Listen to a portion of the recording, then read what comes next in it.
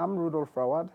I'm from Papua New Guinea. It's a country just above Australia, north of Australia. And I'm from Medang town. It's just about 30 to 40 minutes drive out of Medang town. And it's a small village of about roughly less than 1,000 people. And we speak Panau language. Panau language is relatively very small language. And the language is just about to die out. I think I could remember my mom is having difficulties with grammars because she seems to be thinking of words for a long time before giving words. And so looks like there are about less than 500 people who speak Panau. And young people don't speak Panau.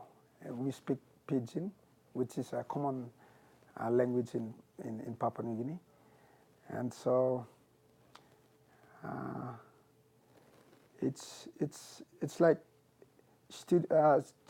children under the age of 10 would never speak a language at all. And we have two clans in my village, in Matogar village. One is called Tamaten and one is called Bantibun.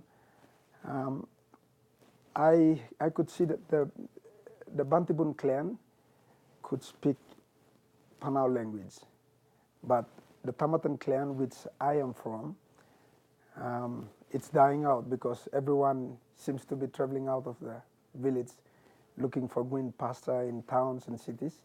And so the language in that particular clan is dying out. And yeah. Wait 1 second, I'm just going to adjust this. Could you... we start all over? No, that was good.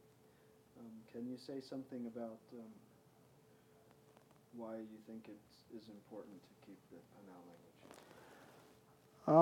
It's important to keep the Panau language because it keeps our identity as I'm from Matogar, because I don't look like a Matogar person physically, but if I speak Panau, then it tells people that I'm from my place. And so I believe in reviving the language again, and I'll try to do my best to revive the language in any possible means at all. How do you think you can do that?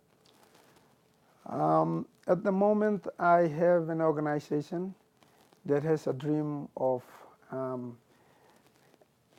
reviving the language, and with the help of living tongues, we would have technologies that would assist us to do that. And it's already been documented, and I'll be working on it, producing stories and booklets, pamphlets, and maybe movies, things like that in my language, so that it would bring the interest back of people speaking. And in here, in my village in Matogar, it's like people are a little bit shy speaking the language. So it's like when you speak language, speak Panau, we feel that we are not modernized. We are old-fashioned. So people like to be modernized. And I feel that we are losing our culture, especially the language. And more or less our traditional, the culture, I should say, in general.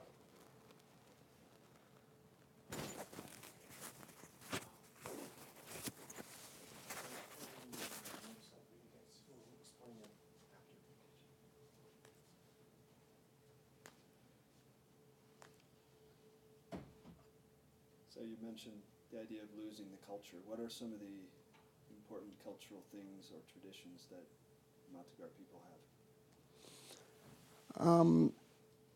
We have different ceremonies, like the Yam festival, Like my mom used to have a separate yam house, but now that is not, it's not anymore.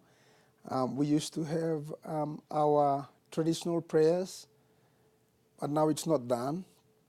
It's only a few group that does that. When there is a problem in the community, we have to have a special traditional religious ceremony where we call our spirits to help us solve the problem, maybe. And so, and fishing, hunting, and dancing, singing, they're dying out. And so I'd like to revive that.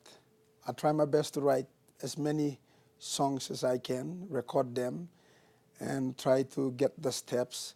I have about just one elder person and my mama.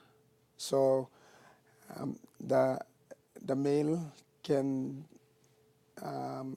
show me the steps of dancing, and I could write the songs down and stories down, and the procedures of our traditional ceremonies, because it used to have